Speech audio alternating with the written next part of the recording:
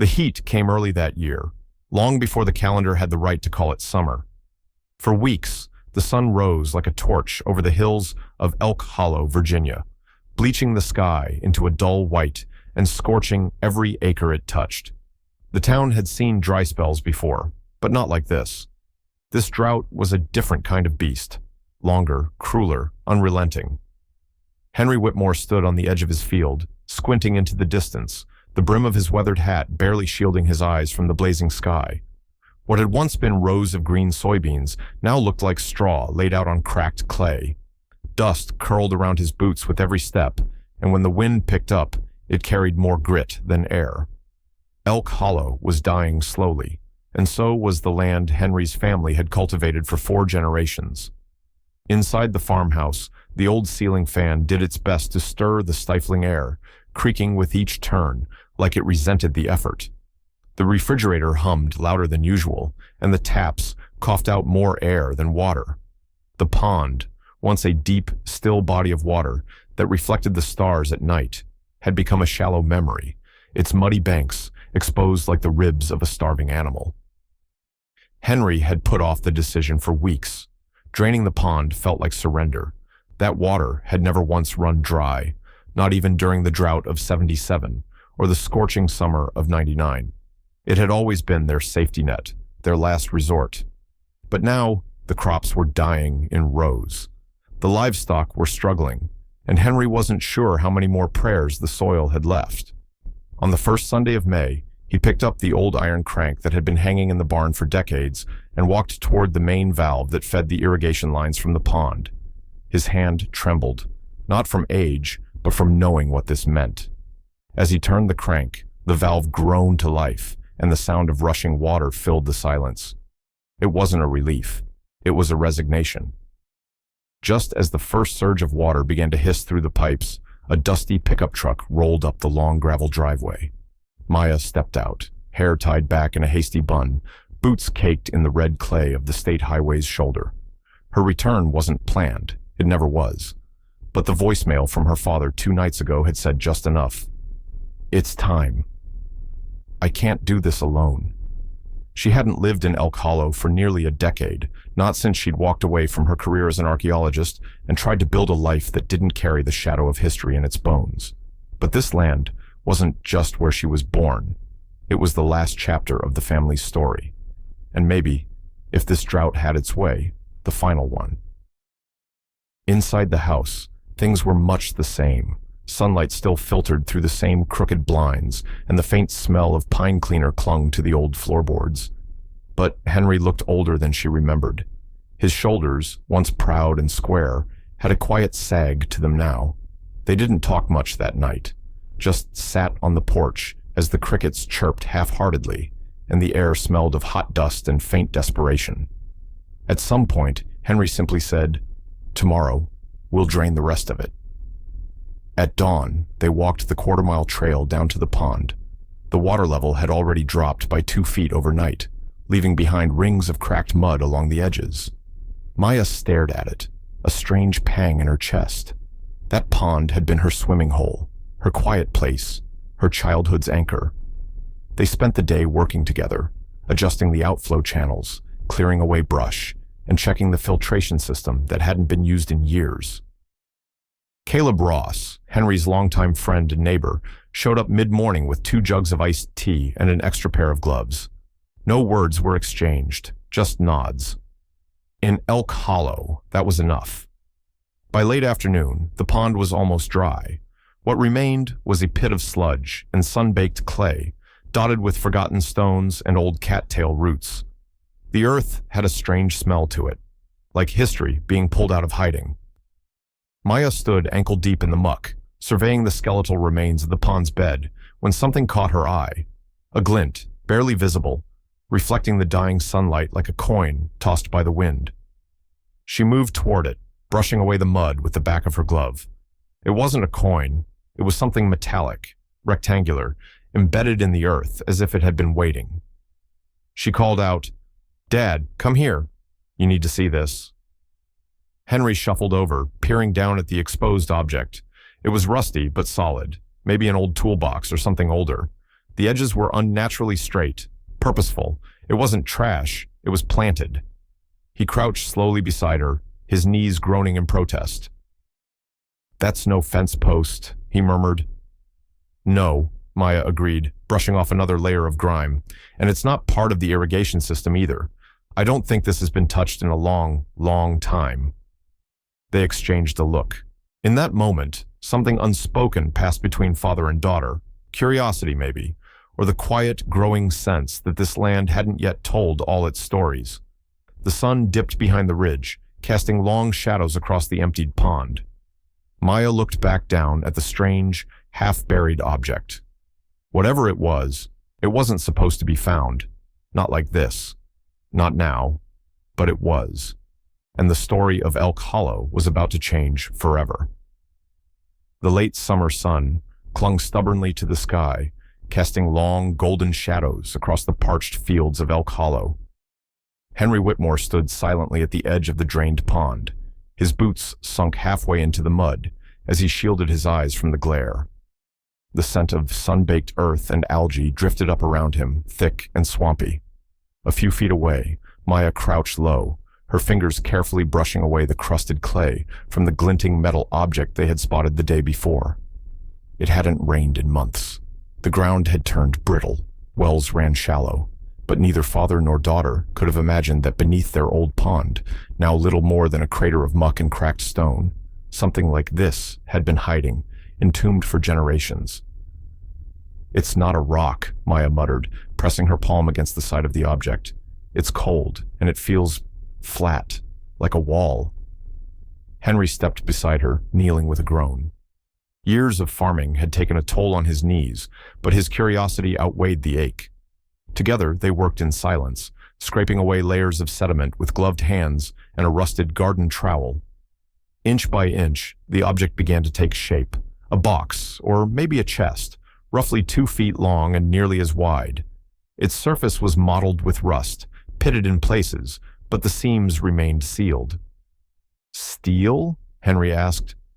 "Iron, maybe," Maya replied. "But look at this edge. It's been forged. Definitely man-made."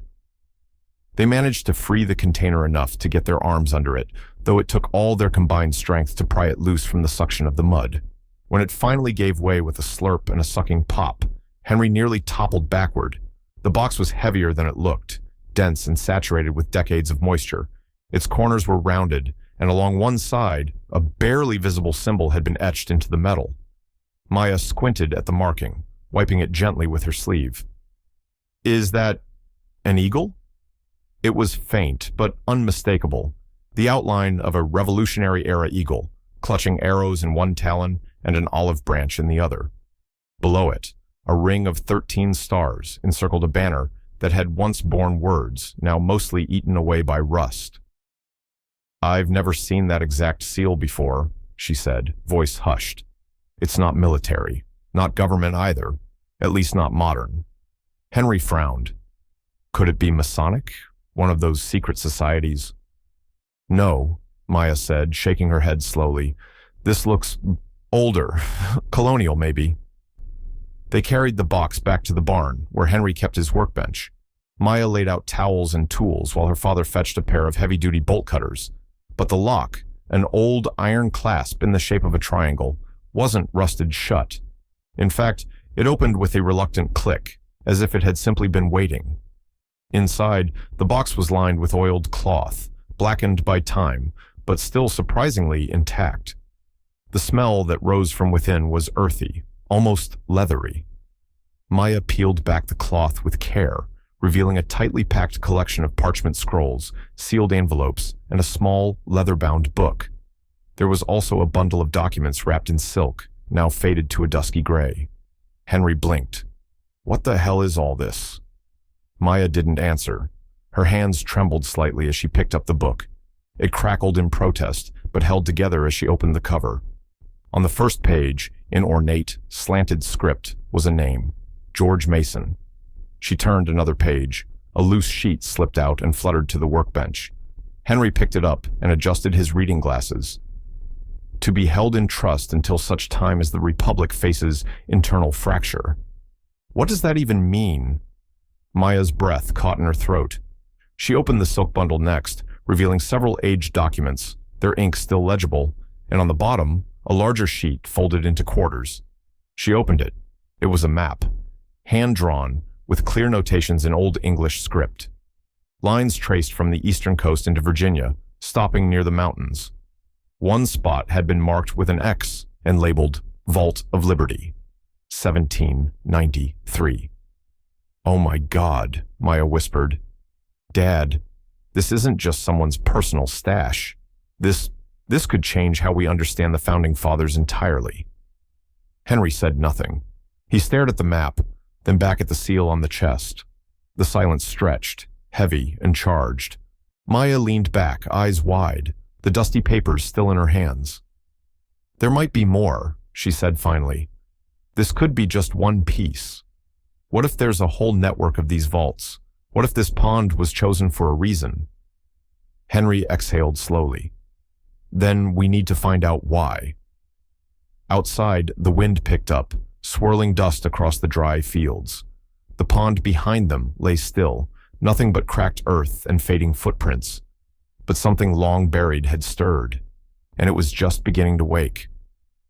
The farmhouse smelled faintly of dust and lemon oil as Maya spread the documents out across the dining table. The old wood creaked beneath the weight of history. Pale morning light filtered through the curtains, illuminating the edges of parchment as if the past itself were trying to speak. Henry stood at her side, silent but focused, his weathered hands clasped tightly behind his back. She traced her fingers along the elaborate ink strokes. The handwriting was neat, flourished, too deliberate to be ordinary correspondence. Several of the pages bore what appeared to be government seals, although some were unfamiliar to her. One parchment in particular drew her eye. Its watermark featured a split eagle, surrounded by 13 stars. She blinked. It was a forgotten emblem of the Revolutionary period, rarely seen in mainstream archives. "There," she murmured, pointing at a faded line scribbled in the margins of the top document. "Vault of Liberty, 1793. That phrase again." Henry leaned over, squinting. "That year wasn't long after the Constitution was ratified." Maya nodded slowly. "And right before the rise in tensions with France. The founders were worried back then. Some believed the government wouldn't last. They had reason to prepare for the worst." Henry took a step back and rubbed his jaw. "My grandfather used to tell a story. Said there were places, old lands kept secret, passed through generations, that the first patriots sealed up. I thought it was just his way of making history sound more exciting." Maya looked up at him. Maybe it wasn't a story. She turned her attention to a small hand-drawn map included among the documents. The ink was brown with age, but the lines were surprisingly crisp. It showed what looked like the outline of their farm, or what the land might have looked like over 2 centuries ago. She laid a modern topographic map beside it and began comparing ridgelines, streams, and field shapes. "This can't be right," she whispered, her brow furrowed. "That's the edge of the lower field.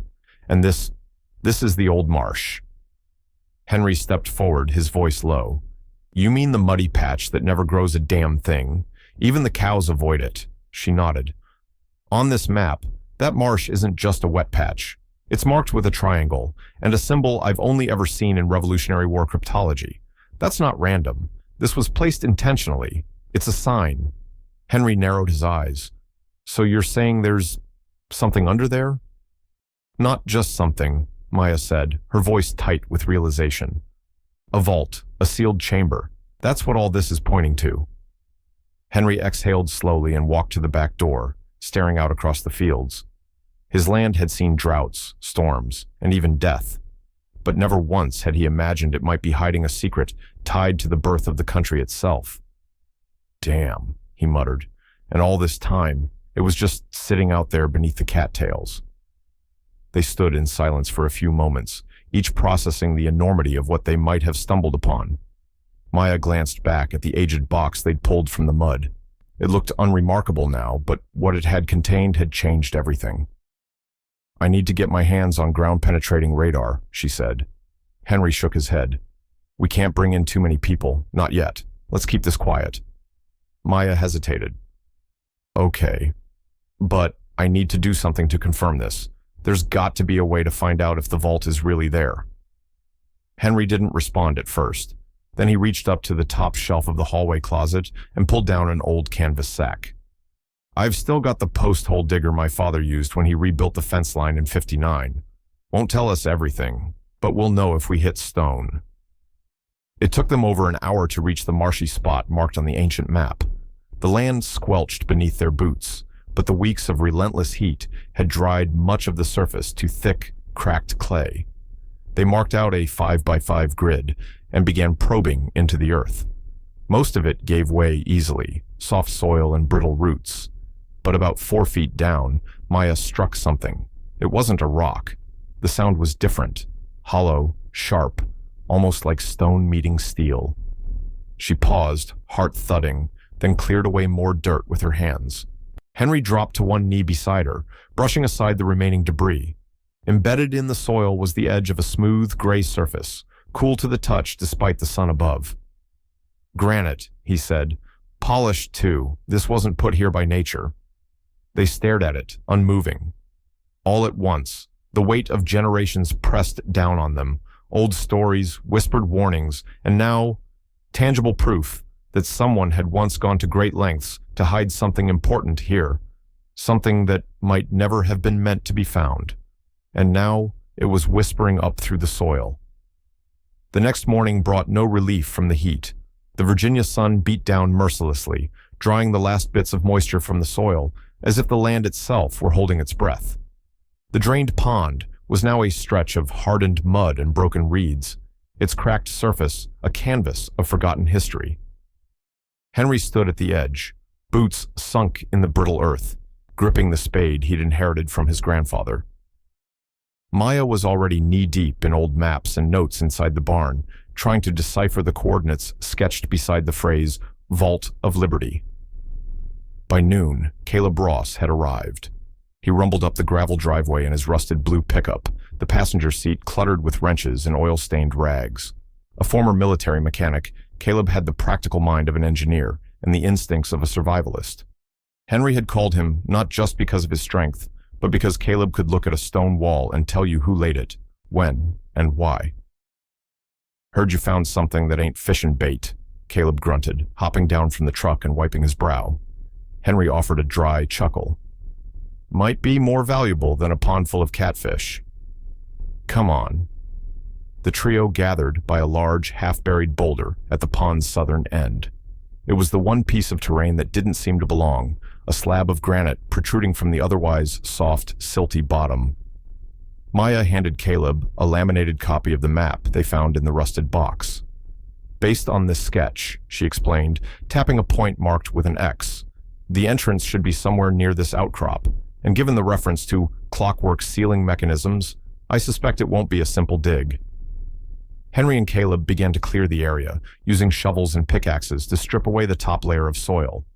The work was grueling, and the air carried the thick scent of algae and dust. After several hours, Caleb's pick struck something that didn't sound like rock. A hollow thud echoed beneath the ground. "Stop!" Maya shouted, scrambling down to inspect.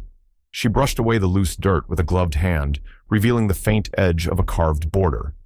As the shape emerged, it became clear. A square stone door set flush with the ground, its edges nearly seamless. At its center was an iron dial, half buried in grime, but still intact. Around the dial were symbols, suns, moons, and 13 stars.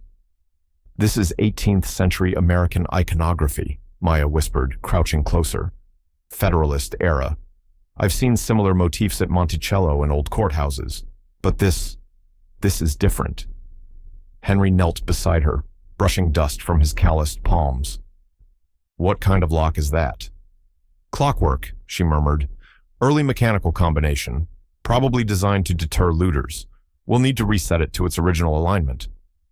Caleb pulled a folding stool from the truck and sat back, squinting. "So how do we figure out the combo to a lock that hasn't been touched in 200 years? Maya opened her notebook, flipping to a page of transcribed excerpts from the sealed documents. There was a reference to the hour of our declaration and the rising of the 13th sun. I think it's a riddle.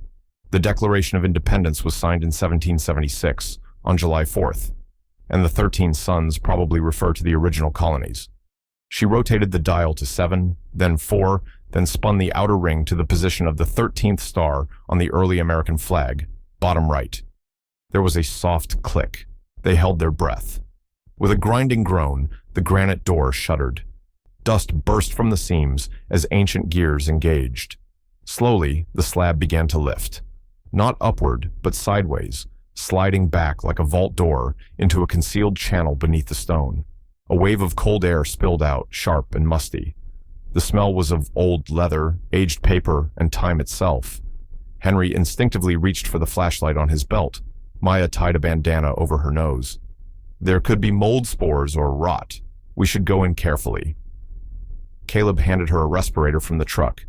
You first, Professor. You got the brains for this. They descended one by one, down a narrow stone staircase that spiraled gently into the earth. The walls were surprisingly dry, lined with fitted stone bricks and wooden support beams, reinforced with wrought iron bands. Every footstep echoed like a whisper of the past. At the bottom, the staircase opened into a small chamber, no larger than a tool shed. Its ceiling was domed, and the air was thick but breathable. Maya scanned the room with her flashlight, landing on a heavy iron door at the far end. This isn't it, she said softly. This was the decoy, the real chamber. It's behind that.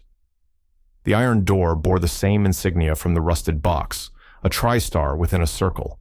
Above it, etched in Latin, Ex Libertate Veritas. From liberty, truth, Henry translated. Maya turned to them, her eyes wide but determined. We're about to open something that hasn't been touched in over 2 centuries. Whatever's inside, it survived by being forgotten. Henry stepped forward and placed his hand on the door. Then let's remember it properly. Together, they pushed.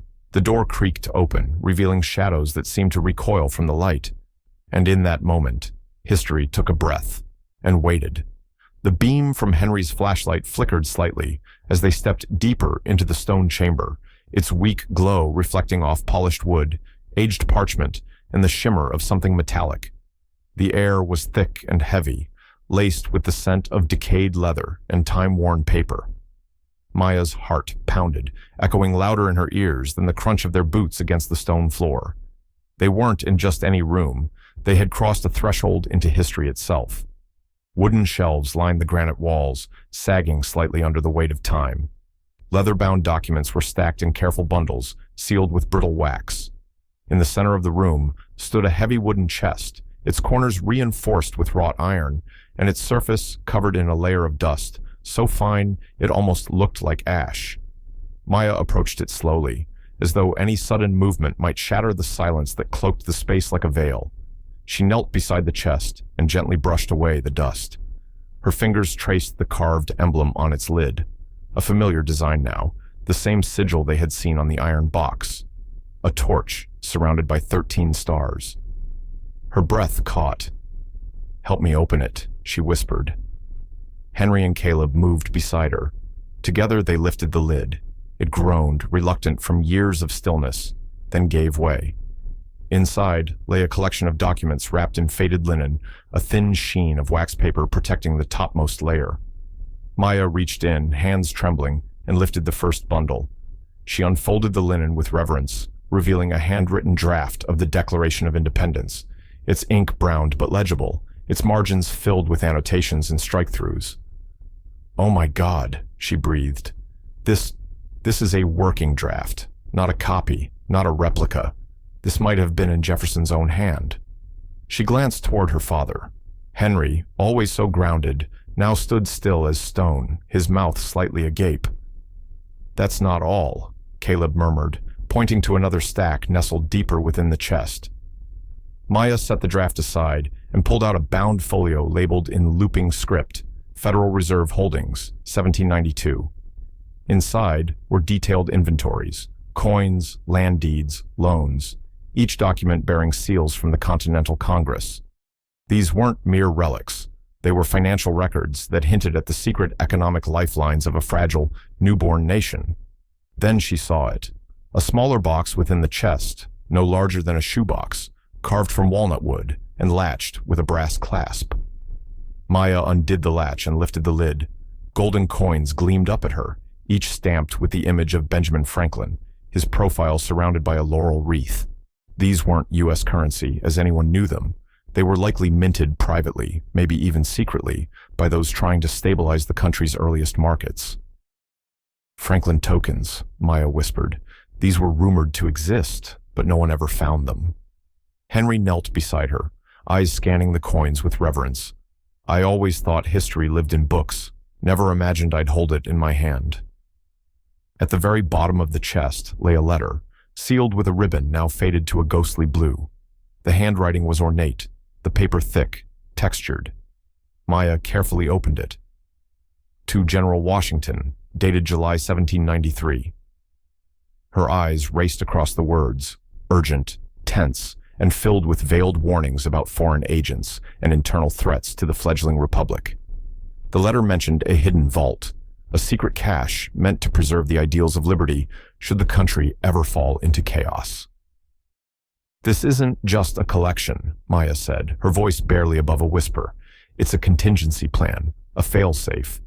This place was built to survive the collapse of America. Henry sat down on one of the wooden crates, his weathered hands folded in his lap. Your granddad used to say this land held secrets. I always thought he meant ghosts and legends, but this is something else. They spent hours cataloging what they could without moving anything too fragile. Maya took photos, made notes, and carefully covered the documents again. As they turned to leave the chamber, a sudden chill swept through the room. Henry's flashlight flickered again, then steadied. Maya glanced back one last time at the trove of treasures, now blanketed once more by silence and shadows.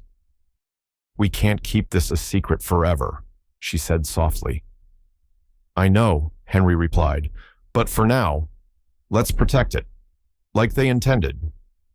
What they didn't know, what none of them could see in that moment, was the faint scuff in the dust near the chamber's entryway, the kind of mark left by a boot that hadn't been theirs. Someone had been here, and they might come back. The next morning broke with a heavy, low-hanging fog that clung to the fields like a secret too scared to rise.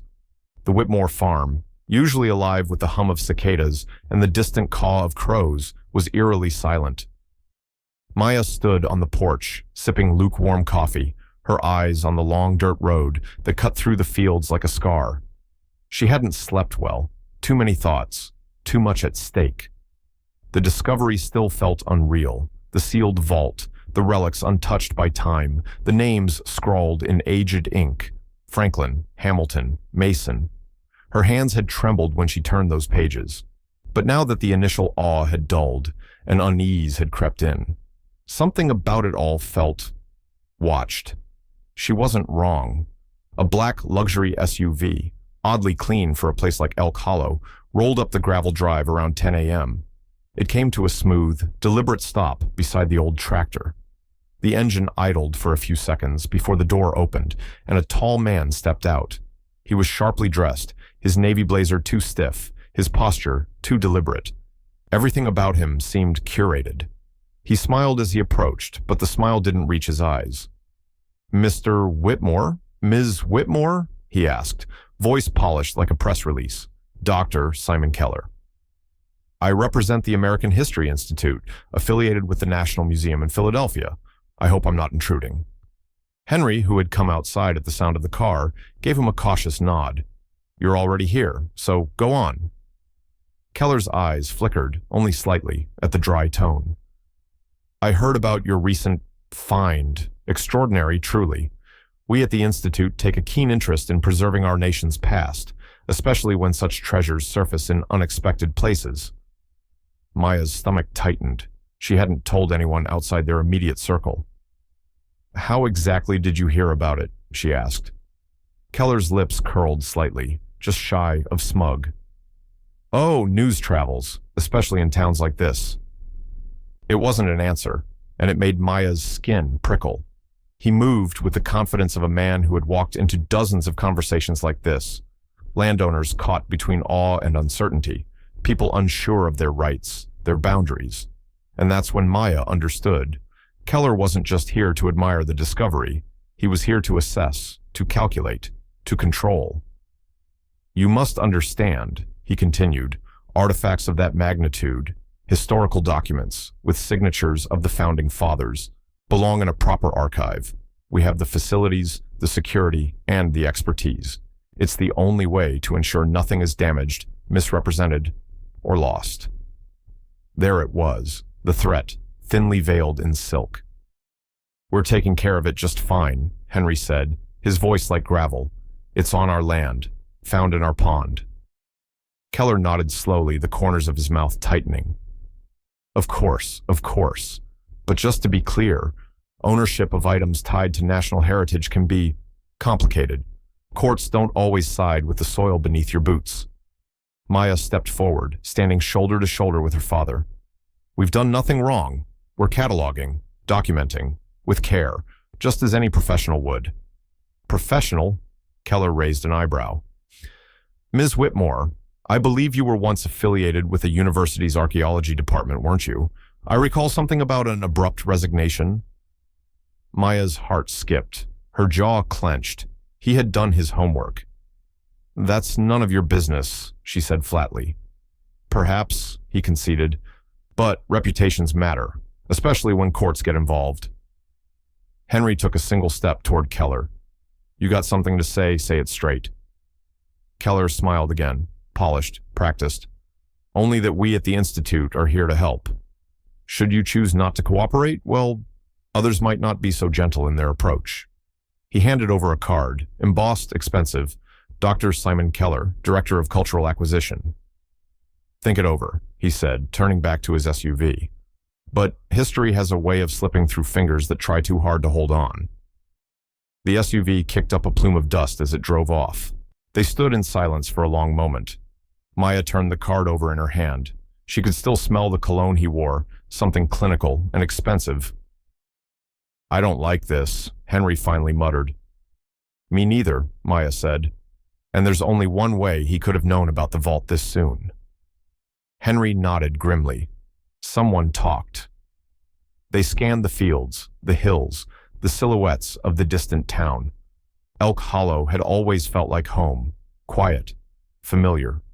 But now every phone call, every curious glance from a neighbor felt suspicious.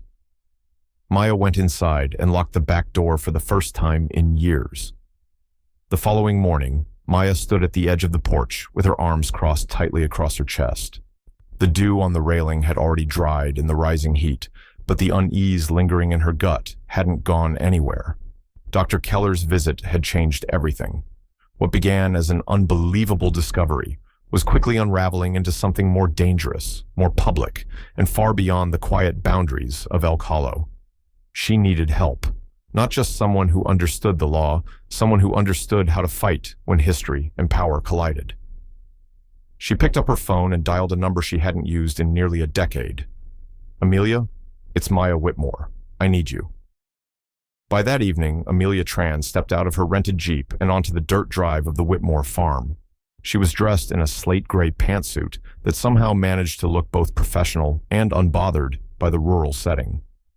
Her black leather briefcase looked comically out of place beside the sun-bleached rocking chairs on the porch, but Maya had never been so relieved to see anyone in her life. So, Amelia said after a long hug, what the hell have you gotten yourself into this time? They spent the next few hours reviewing documents under the dim light of the kitchen. Amelia's trained eyes moved quickly over the scanned images of old manuscripts, the faded signatures, the carefully preserved parchment. Her brows knit tighter with every turn of the page. Maya, this isn't just historically significant. This could shift the interpretation of constitutional precedent. You understand what you found, right? Maya nodded. I think I do, but we found it on our land. It's ours. That's where it gets messy, Amelia replied, pulling out a legal pad. This property is private, yes. But the documents themselves, artifacts of national importance, often fall under federal jurisdiction. And if there's even a whisper that these items could belong to a governmental or historical body. She didn't have to finish the sentence. 2 days later, Amelia received confirmation. The Museum of American History in Philadelphia had filed an emergency petition for custodial protection over the materials found at the Whitmore farm. The filing, laced in legalese and academic urgency, argued that the items presented immediate risk of damage or loss and should be held under institutional care pending a court determination. "They're trying to take it out of our hands before the public even knows what it is," Maya muttered, pacing the living room. "That's the strategy," Amelia said. "Control the narrative. If they can make the first legal move, they can paint you as just lucky amateurs who stumbled into something too big for you." Caleb, who had been listening quietly from the corner, spoke up. "Well, hell, we're not just going to roll over, are we?" "No," Maya said. "We fight." And fight they did. Amelia filed a counter motion within 24 hours, asserting the Whitmore's right to retain possession until a proper hearing could be scheduled. She also began preparing a broader legal argument based on property rights, the protection of rural heritage, and the principle that history should not be hoarded by institutions alone. Then the media caught wind of it. It started with a local paper, a half-page story tucked near the obituaries. But within days, national outlets were calling. Journalists swarmed Elk Hollow, some respectful, most not. Drones hovered above the field like angry wasps. Reporters knocked on doors, asking invasive questions. One even tried bribing Caleb for footage of the vault. Henry hated it. He spent more time in the barn just to avoid the circus. "They're turning this place into a sideshow," he grumbled one afternoon, slamming the barn door shut. "We're not animals on display." Maya sat him down later that night, her tone gentle. "Dad, I know it's overwhelming, but if we stay quiet, we let them control how this story is told. We have a chance to set the record straight, not just for us, but for the people this history belongs to." Henry looked at her, the lines in his face deepening. "You think we can win?" "We don't have to win everything," Maya said. "We just have to hold the line until someone listens." Amelia filed a request for a public hearing, demanding transparency and the involvement of heritage preservation agencies. Behind the scenes, she began connecting with scholars, constitutional historians, even a few sympathetic politicians. "The key," she explained, "is proving that this isn't just about possession. It's about stewardship, about doing what's right for the American people, not just what's convenient for a museum's donor board." On the eve of the preliminary court date, a courier arrived at the farmhouse with an envelope. Inside was a formal summons from the Federal Court of Eastern Virginia. Henry read it in silence. Then, without saying a word, he handed it to Maya and went out to sit on the porch. The crickets had already started singing. In the distance, thunder rolled over the hills. Maya joined him minutes later. "We knew this was coming." "Yeah," Henry said quietly, "but that doesn't make it any easier." They sat together in the dark, shoulder to shoulder, listening to the quiet rise and fall of the land they loved. The fight had begun, and there was no turning back. The moon over Elk Hollow was swollen and low, casting long silver shadows that spilled across the cracked earth like ghosts searching for lost time. It was the kind of night that felt loaded with meaning, too still, too quiet. The air hung thick with something unspoken, like a warning just out of reach. Henry Whitmore lay awake in his upstairs bedroom, staring at the ceiling fan, slowly spinning in the dark. Sleep had eluded him since Keller's visit. There was a weight in his chest he couldn't shake, the gut-deep feeling that someone, somewhere, was planning something. Downstairs, the house creaked gently in the heat. Outside, the dry wind rustled through brittle corn stalks and the dead leaves that clung stubbornly to the sycamores. Out by the barn, Caleb Ross dozed in a lawn chair with a blanket tossed over his legs and a shotgun balanced across his lap. He'd insisted on keeping watch that night. "Just in case," he'd said. Henry hadn't argued. The two men had shared enough years and enough scars to know when to trust instinct over reason. At 11:47 p.m., the distant crunch of tires on gravel stirred Caleb. His eyes snapped open. No headlights, no engine rev. Just a whisper of movement down by the tree line. He leaned forward, listening. Then, faint but unmistakable, the sound of doors opening and closing. Two figures emerged from the darkness, silhouettes cutting through the moonlight like ink stains on parchment. They moved with military precision, skirting the perimeter of the drained pond. One carried a tripod, the other a duffel bag that clinked softly with each step. Caleb held his breath. These weren't curious teens or lost campers. These were men with a purpose. In the shadows, the strangers knelt near the granite slab, the one Maya had so carefully uncovered just days earlier. They began photographing it, measuring it. One of them placed a thin metal probe into the dirt and scooped out a small sample, sealing it in a test tube with practiced ease. Caleb rose quietly, adrenaline buzzing in his veins. He slipped around the barn, heading for the floodlight controls, then thought better of it. No need to scare them off just yet.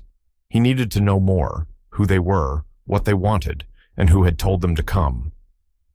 As he stepped around the side of the barn, his boot crunched a dry twig. Both intruders froze. One spun around, flashlight in hand. The other instinctively reached inside his coat and pulled out a weapon, not a gun, but a collapsible baton. It snapped open with a sharp metallic click. Caleb raised his own flashlight, flooding them in harsh white light. "You boys lost," he barked, voice sharper than it had been in years. The one with the baton stepped forward. "We're not here for a fight, old man." "Then you shouldn't be trespassing on private land," Caleb snapped. He held his shotgun low but visible. The second man spoke, voice calm and measured. "We're researchers from the State University. Environmental study of colonial-era geological anomalies." "Try again," Caleb growled. "You're digging up more than rocks. Now who sent you?" Silence. The man with the baton narrowed his eyes. "You wouldn't shoot us. I fought in Vietnam and Desert Storm. You really want to test that theory?" Caleb didn't blink. They hesitated. Then the camera stopped clicking. Wordlessly, they packed up. The one with the baton muttered something into a radio clipped to his jacket, too low for Caleb to catch. Within minutes, they melted back into the woods. The black SUV reappeared from the trees and slipped away, headlights still off, tires crunching softly over gravel until the sound disappeared altogether. Caleb stood there long after they were gone, pulse pounding, throat dry. What had just happened wasn't a scare. It was a message. At first light, he woke Henry and Maya. The three of them sat around the porch table, coffee steaming between them as Caleb recounted every moment in grim detail. Henry listened with his jaw clenched, his eyes far off. Maya's hands fidgeted in her lap. "They were organized," Caleb said. "Not kids, not looters. They knew what they were looking for." "They knew where to look," Maya added, "which means someone told them." Henry nodded slowly. "We can't wait for another visit." "We won't," Maya said firmly. "We relocate everything. Today." By mid-morning, they were deep in the barn, dust thick in the air as they pulled aside crates, rusted tools, and rotting tarps. Behind a row of hay bales sat the door to the old root cellar, a hatch Maya hadn't seen in years. Her grandfather had once used it to store onions and potatoes. Now it would become a vault. They worked in tense silence. Layer by layer, they moved the artifacts. The fragile draft of the Declaration, the worn leather ledger with Alexander Hamilton's name on it, the gold Franklin coins that gleamed with uncanny brilliance even in dim light. Each item was wrapped, padded, and sealed into protective crates. Then one by one, they were lowered down into the cellar. The air down there was cool and dry, musty but safe. Maya reinforced the hatch with new planks, drilled them tight, and sealed it shut with industrial-grade locks. On top, they scattered hay, old tools, and even a rusted-out push mower for good measure. By dusk, sweat soaked through their shirts, and their muscles ached from the weight of urgency. But when they stood together, shoulder to shoulder, watching the barn settle back into stillness, there was something else beneath the exhaustion. Resolve. "We're not just protecting artifacts," Maya said softly. "We're guarding the truth, and it's ours until we choose otherwise." Caleb wiped his brow. "Let 'em come again. This time, we'll be ready." Henry looked out across the fields, toward the dry horizon. "This land's been in our family for 4 generations, he murmured. "It was never just about crops or cattle. There's a reason this history came to us." That night, as stars blinked into the sky, Maya lingered outside, staring at the barn. Her heart beat with both fear and clarity. The past had stirred, and now the present was shifting under their feet. The courtroom in Charlottesville buzzed with tension. Reporters filled the gallery, cameras flashed from the press pool, and every seat in the public section had been claimed before sunrise. For weeks, whispers of the Whitmore discovery had stirred the academic and legal worlds alike. Now, the battle over ownership and protection of what some were calling America's second Library of Congress had reached its boiling point. Henry Whitmore sat stiffly at the defense table, his hat gripped tightly in his hands. Beside him, Maya looked composed, but her eyes flicked nervously toward the bench where Judge Eleanor Beckett reviewed a towering stack of documents. Amelia Tran stood between them, reviewing her notes with the quiet focus of someone who knew how much history hung in the balance. Across the aisle sat Dr. Simon Keller, flanked by two attorneys in sharp suits. He appeared confident, even smug, occasionally exchanging whispers with his legal team. Behind him, representatives from the Philadelphia Museum, the National Archives, and the Department of the Interior waited like circling hawks. Judge Beckett cleared her throat. This court is now in session for the matter of Commonwealth of Virginia versus Whitmore et al. We are here to determine the legal standing of the artifacts recovered on the Whitmore property and to evaluate any competing claims of ownership or public interest. Keller's attorney was the first to speak. He painted a narrative of national heritage, arguing that the artifacts belong to the American people, not to any individual family. These items, he declared, are not the property of one man or one lineage. They belong in the care of a federal institution where they can be studied, protected, and shared with the nation. Amelia rose calmly. Her voice was measured, precise. Your Honor, while we do not dispute the historical value of the items, we must remind the court that the property on which they were found has been in the continuous possession of the Whitmore family since 1801. We have here a land deed, original and uninterrupted, passed down from Elias Whitmore, one of the region's earliest settlers. She held up a yellow document, the ink still legible, and handed it to the clerk. Murmurs spread through the room. Furthermore, she continued, we have corroborating statements from local historians, a certified genealogy record, and proof that Elias Whitmore had direct correspondence with George Mason. This establishes not only continuous ownership of the land, but a potential connection to the founding generation. Judge Beckett examined the evidence for several moments before nodding slightly. Then it was Maya's turn. She stood, eyes locking with the judge's. Your Honor, we are not trying to hoard history. We're trying to protect it from the kind of bureaucratic black hole where things get lost, misinterpreted, or claimed by people with more power than purpose. This isn't about personal gain. It's about honoring legacy. She took a deep breath. I submit a formal petition to designate the site as a National Heritage Preserve. Not a museum, not a vault, but a living space where research, education, and conservation can coexist with the land and the family that has preserved it for over 2 centuries. Gasps and scattered applause erupted from the gallery. Judge Beckett gavelled them down. Keller stood abruptly. Your Honor, may I respond? Briefly. His tone sharpened. This entire spectacle is built on emotion and nostalgia, not legal precedent, not scientific methodology. The idea of a private citizen controlling access to artifacts of such magnitude is irresponsible. Amelia calmly stepped forward again. Then perhaps Dr. Keller can explain why satellite images from a private aerospace firm he chairs the board of have been used to monitor the Whitmore farm without a warrant or the family's consent. The courtroom fell dead silent. Amelia continued.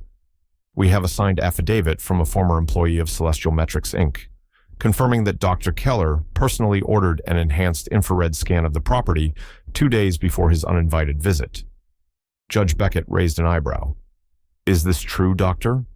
Keller, his face flushed. That information is irrelevant.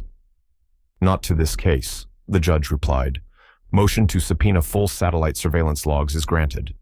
The room erupted again. Reporters scrambled for their phones. Keller's attorneys leaned in frantically. Judge Beckett banged her gavel. Court will recess until this evidence is reviewed. In the meantime, the artifacts are to remain in the custody of the Whitmore family, under state-supervised conservation. No party is to remove, study, or display any item until further ruling. Outside the courthouse, the media swarmed, but inside the Whitmore truck parked along the curb, Henry, Maya, and Amelia sat in silence. "We bought time," Amelia finally said, "but not peace." Maya nodded.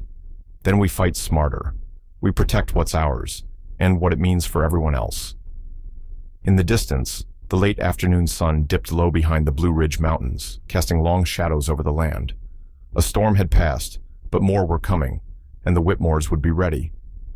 By the time the judge's gavel echoed through the courtroom, the case had become more than just a legal dispute. It had morphed into a national spectacle. The Whitmore property, once an anonymous stretch of farmland in Elk Hollow, Virginia, had turned into the center of a historical firestorm. Satellite vans and camera crews now crowded the gravel road outside the old farmhouse, their lenses pointed not at celebrities or politicians, but at a quiet family with dirt under their nails and history in their hands. Henry sat motionless in his porch rocker, arms folded, eyes fixed on the horizon, as though he were watching the final light slip behind the mountains. Maya barely slept, alternating between organizing crates of artifacts and dodging reporters. Amelia had set up a temporary command post in the barn, now filled with blueprints, legal pads, and the rhythmic click of her laptop keys. The victory in court had been temporary, but the war for control of the site had only begun. 3 days later, just past noon, a convoy of black SUVs crawled up the dusty road. The vehicles bore no government insignia, but the people stepping out of them carried the quiet authority of institutions steeped in influence. Representatives from the Smithsonian, Princeton University, and the Thomas Jefferson Foundation emerged in pressed suits and measured steps, clutching binders and portfolios, their faces lined with purpose. Dr. Adrienne Bell, cultural liaison for the Smithsonian, was the first to approach. Tall, silver-haired, and meticulously composed, she extended her hand to Maya with a practiced smile. "Miss Whitmore," she began, "on behalf of our institutions, we come with the utmost respect and an earnest proposal." The barn-turned meeting room was soon abuzz with motion. Henry sat quietly in the corner, arms crossed and jaw tight. Amelia stood beside Maya, her presence a quiet anchor in the swirl of formalities. The visitors made their pitch: a state-of-the-art conservation center funded and built directly on Whitmore land, academic fellowships for historical research, joint publication rights, and a nationally touring exhibit carrying the Whitmore name. "We're not here to take," Dr. Bell insisted, sensing the guardedness in Henry's silence. "We want to collaborate, to protect this extraordinary legacy, with your blessing." Henry glanced at Maya, then back at the suits. "And when the politics shift and the funding dries up? What happens when someone in Washington decides this land's too valuable to stay in our name?" It was Maya who responded, firm but composed.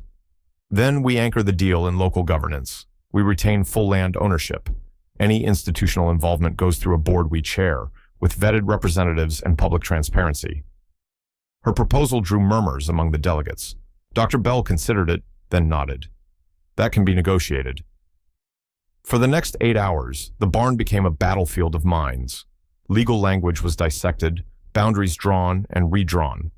Diagrams were laid across crates, still packed with Revolutionary War-era documents. At one point, a lunch of cold sandwiches and lukewarm coffee arrived from the local diner, served on paper plates atop 200-year-old cannonball crates. Caleb sat in the back, sipping coffee like it was whiskey, grinning at the sight of Ivy League scholars pacing nervously in cowboy boots, borrowed from the farm's old tool shed. "Never thought I'd see the day," he muttered. Eggheads negotiating with farmers over who gets the last word on Thomas Jefferson.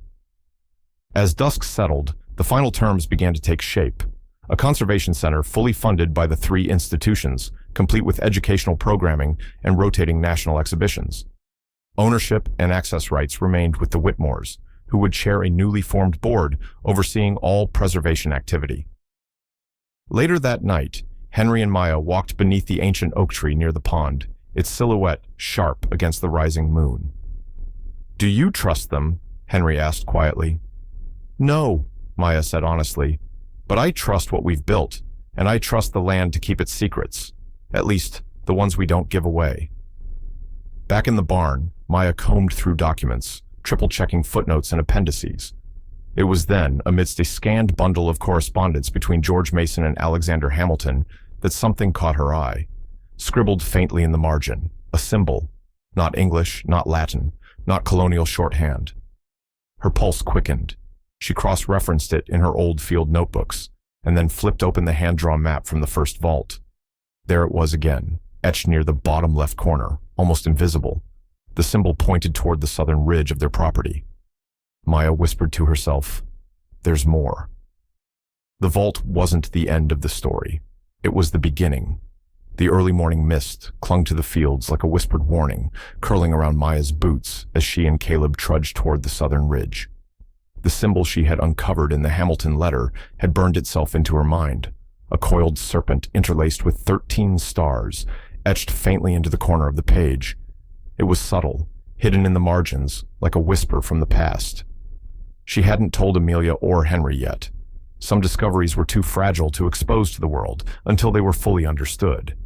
This one felt different, older, more intentional, meant for someone who knew how to listen. Caleb followed a few paces behind, grumbling about the weight of the ground-penetrating radar equipment strapped over his shoulder. "You owe me pancakes for this," he muttered, swatting at a low-hanging branch. Maya smiled despite herself. "If we find what I think we'll find, I'll cook you a whole stack, blueberries and whipped cream." They followed the ridge line, weaving between sycamore trees and crumbling stone fences laid generations ago. Just beyond the bend in the creek bed, where the water now trickled weakly from Drought, they found it, a shallow indentation in the earth, subtle as a sigh. Maya knelt, brushing away wet leaves and mud. Her heart pounded. "Here," she whispered. The first few feet of digging went quickly. Earth gave way to layers of stone and compacted soil. Caleb struck something solid, metal, cool, and unyielding. It was a trapdoor, framed in iron and embedded into a base of granite slabs. "We've got something," Caleb breathed. Maya knelt beside him. The hinges, rusted and reluctant, groaned as they pried it open. A wave of air escaped, dank, musty, ancient, the scent of parchment, dust, and something faintly metallic. They descended slowly, flashlights in hand. The vault below was narrower than the first one, its walls paneled in cedar that had aged into a deep, honeyed brown. Scroll racks and wooden chests lined the space, each marked with careful calligraphy or unassuming numerals. This wasn't built to impress. It was built to survive. Maya's hands shook as she opened the first chest. Inside were letters folded with military precision, wax seals untouched. She recognized the signature on the topmost, Thomas Paine. Dozens more followed, letters to and from Jefferson, Franklin, even Lafayette. Each carried a different tone, some urgent, some cryptic. Arrows and annotations filled the margins, ideas bleeding across time. "This isn't history," Maya whispered. "This is strategy. This is a conversation." Caleb opened another chest and removed a leather-bound book, cracked and stiff from age. The cover bore a symbol, a lantern with a dagger, piercing through the flame. Inside were pages filled with ciphered text, intricate glyphs that only hinted at meaning. But amidst the encryption, one phrase repeated like a heartbeat: "The light must survive." They shared a look, one of awe, fear, and something more: recognition.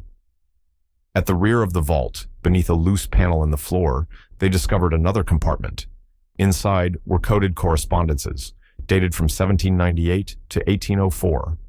These were different, operational, cold, a shadowy network traced through the founding of the Republic. One letter in particular, scrawled in hurried script, stood out. "Should the Union falter, the enlightened must act. Burr is not the only hand. Hamilton must be removed. His vision is too pure, too centralized. We cannot allow a monarch in patriot's clothing." Maya felt like the air had been sucked from the room. The assassination of Alexander Hamilton had always been a duel, a tragic political rivalry. But this hinted at something much darker. "They planned it," Maya said softly. "It wasn't just Burr. There was a faction behind him, a hidden society." Caleb shook his head slowly, stunned. And they documented it all, buried it, and now we're the ones who found it. They spent hours cataloging everything, photographing documents, making rubbings, logging box contents. But they didn't remove anything. Not yet. This vault felt sacred, as if its silence had weight, as if disturbing it too quickly might unweave some essential thread of time. By the time they emerged, dusk had painted the hills in lavender and ash. The wind carried the scent of coming rain, and Maya's shoulders ached with the weight of what they had just unearthed.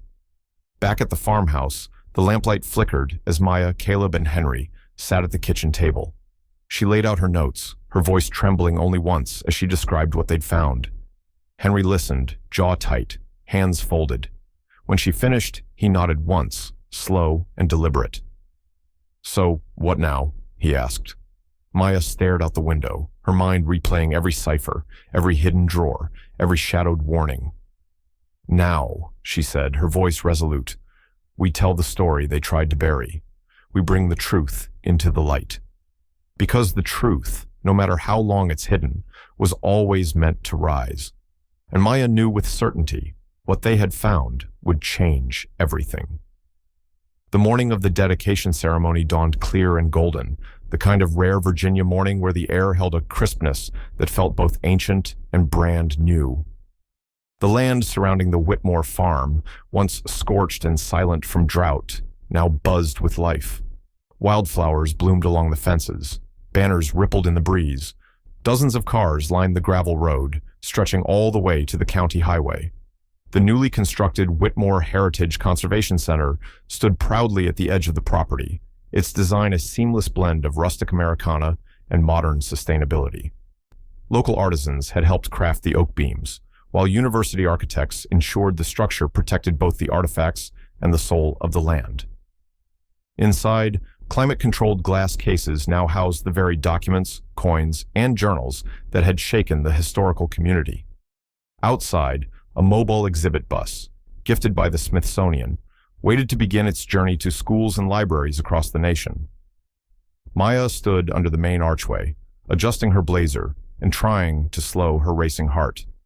It had taken months of work, legal navigation, architectural oversight, and emotionally fraught decisions. But today was the day they would share the truth, not just with a judge, not with a board, but with the people. Caleb arrived in his Sunday best, though his boots were still muddy. Amelia stood near the registration table, checking in guests with a clipboard and a bright smile. Henry, wearing his oldest flannel shirt beneath a borrowed suit jacket, leaned against the railing of the new center's porch, watching as buses of school children unloaded and dignitaries from across the country stepped onto his land. When the time came for the official ceremony, the crowd gathered in rows of white folding chairs set up on the lawn. Maya stepped up to the microphone, clearing her throat as dozens of cameras clicked. "This all started with a drought," she began, her voice steady but warm. "A desperate act to save a crop. What we unearthed instead was a piece of our nation's soul." She spoke of the first vault, the letters, the second chamber hidden by time and secrecy. She told them of Thomas Paine's warnings, the ciphered phrases, the hidden histories no textbook had dared to print.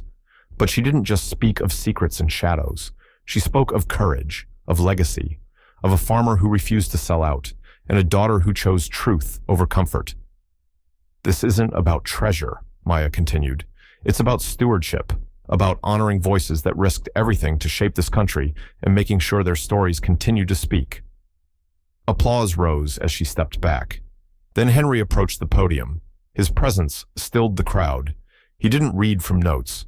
He simply looked out over the land he had worked for nearly 7 decades. "I'm not a historian," he said. "I'm just a farmer. I plant, I wait, I pray. But this land, it's always held more than seed and soil. Now we know it held history too." He paused, letting the weight of it settle. "We didn't find this so we could keep it. We found it so we could share it. We're just the keepers of something much bigger than ourselves. This story, it belongs to all of us." The applause was thunderous. After the speeches, guests roamed the exhibit halls. Some moved to tears as they read the letters in Paine's own hand, saw the original draft of the Declaration still bearing coffee stains from midnight debates. Children pressed their noses to the glass, wide-eyed. Professors stood stunned. Elders whispered stories to grandchildren, connecting the past with the present. As the sun dipped low and cast gold across the fields, Maya stood beside Henry at the edge of the pond, now partially refilled by autumn rains. Fireflies danced in the twilight. "You think they would have wanted this?" she asked softly. Henry didn't hesitate. They wanted liberty. They wanted truth. That's what this is. Maya slipped her arm around his. The stars began to emerge one by one above them, silent and bright. She whispered, more to the wind than to anyone. Maybe it took a drought to wake the land, but it took all of us to give it a voice. And beneath that sky, where history once lay buried, something new took root, a legacy, enduring and alive, passed not just from parent to child, but from nation to future. Before you click away, take a moment. What you just witnessed wasn't just a story about a pond or a vault, or even dusty papers pulled from the earth. It was about something far bigger, something that cuts through time and speaks to all of us who've ever wondered what this country was built on, and who it was really built for. It's about a farmer, ordinary in the eyes of the world, extraordinary in his quiet defiance. About a daughter who left the land to chase truth in books, only to find it buried in the soil beneath her childhood feet. About a town that nearly faded into drought and instead bloomed into something immortal, a living memory. It's about what we choose to preserve and what we choose to forget. In Elk Hollow, truth didn't come from a university lecture or a marble monument. It came from cracked hands, worn boots, and the courage to dig deeper. The courage to say, no, this belongs to the people. And when pressure came, legal threats, secret agents, media storms, they didn't run. They didn't sell out. They stood firm. Now, here's the part where we turn to you. If this story stirred something in you, if you felt the pulse of history beating through these characters, if you paused even once to think about what else might be hidden just beneath our feet, then don't just scroll past. Say something, speak up, leave a comment below. We want to know what this story meant to you, what part stuck with you, what moment gave you chills, what truth you think still needs to be uncovered. Because stories like this don't end with the final scene. They live on in the people who carry them forward, in people like you. And if you believe that the forgotten corners of this country still hold mysteries worth protecting, that ordinary families can stand toe-to-toe with power, that heritage matters, not because of what it's worth, but because of what it teaches us, then hit that subscribe button.